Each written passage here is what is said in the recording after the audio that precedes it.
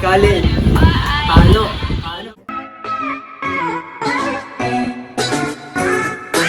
Usapang any lang, may tamang reaksyon lang.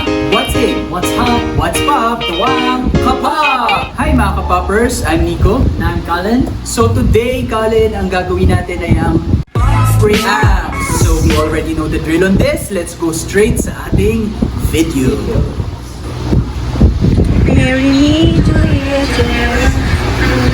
Anak, nakita mo ba yung sando? Si Sando? Hindi ko alam na. Ano ba naman yung suot mo? Napakaigli naman yan, Gina. Nay, malaki na ako. I can wear whatever I want. Kung mababastos man ako, hindi ko yung kasalanan. I'm just expressing myself through clothes. Kaya Nay, kung nag-aalala ka, may intindihan kita. Kasi ayaw mo lang ako mabastos. Pwede naman ako magmalaking t-shirt. Anak, Gina, makinig ka. Ang akin lang, pwede mo namang suotin lahat ng gusto mo eh. Mag-crop top ka, mag-skirt ka ng sobrang ikli kasi katawan mo yan, choice mo yan. Hindi mo kasalanan kung mababastos ka man. Pero ang akin lang, hindi mo ba nakikita yung pusod mo? Puro lupa, anak. Eh paano kung iba nakakita niyan? Eh di tinayuan na yung subdivision. So yun. Parang panghulihan na lang. Oo. Isang sayo-sayo na lang siya. Pero May sense din naman yung sinabi niya, di ba? On what to wear. what to wear, yes. Napaka-importanting topic niya. Maganda lang timpla niya sa uniform niya kasi may lupa. Para sige, huwag ka na ba nang short shirt. So next video. So ayun, kay Mimia, ato ang video. It really hurts. Ang magmahal ng ganito. Para sa inyo guys, anong meron kay Mimia? Bakit nag-trending yung It Really Hurts niyang yan? The moves. It's really random.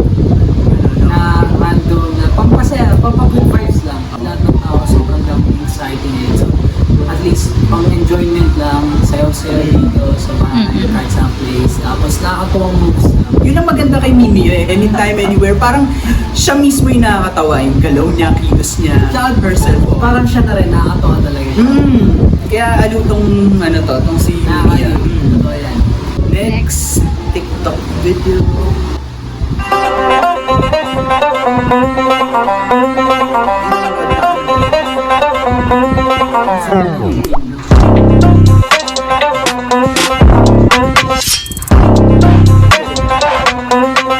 Paano yun? Paano ba ginagawa yung ganun? Kung ikaw magti-TikTok, paano gagawin? I think Feature yun. Feature, no?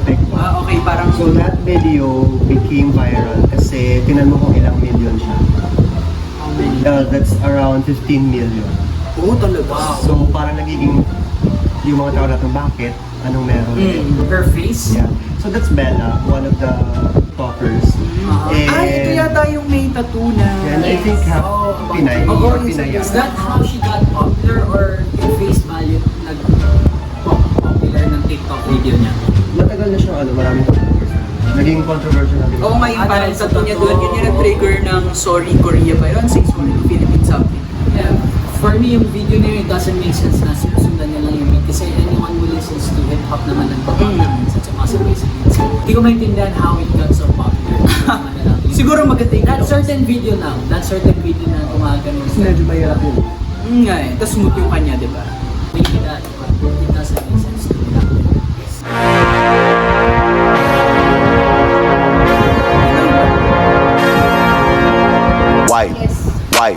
Wipe it down. Wipe it down. Look at me, I put a face on. Wow! Look at me, I put a show on when I go.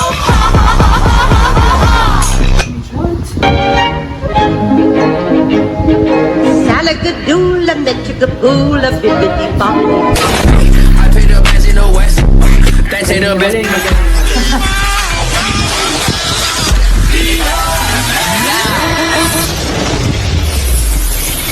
Yes, I be your woman. Yes, I be your baby. Yeah, I ain't took it and I ain't but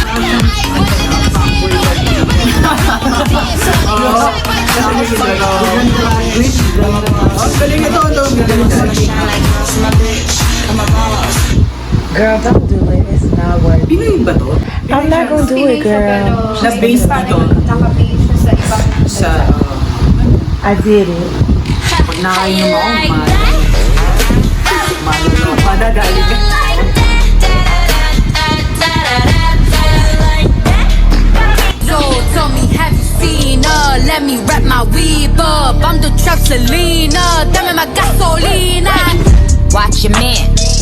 should watch your mouth. But you think he knelt to the ground and pulled out a ring and said, marry me, Juliet, you never have to be alone. I love you, and that's why. Oh, baby, you won't let no birthday take me over Aphrodite. Oh, baby, you won't let no. Din pala yung may grass tayo. Still for you. All I want is love that lasts. It's all I want, too much to ask. Is it die? Oh, baby, you won't let no birthday take me over Aphrodite. Oh, baby, you won't let no. Maria, Maria, Maria, Maria, 빛나는 밤이야. 널 괴롭히지 마. Let me get this clear, cause I had no idea.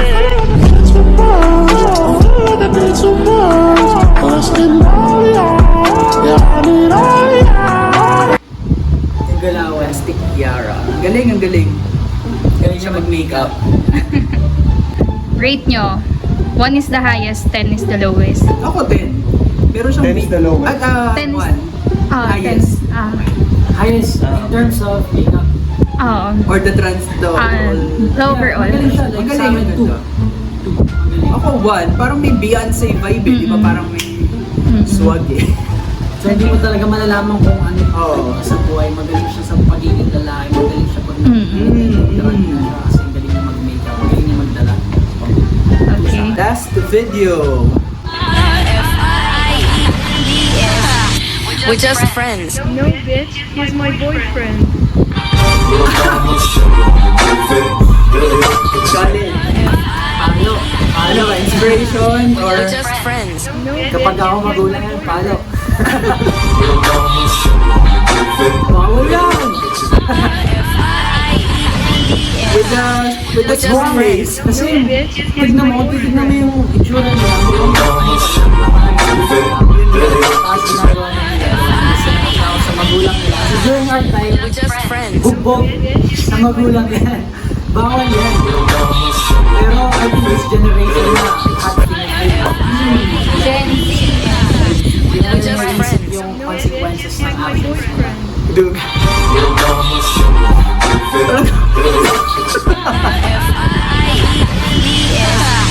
We're just friends. No, bitch. He's my boyfriend.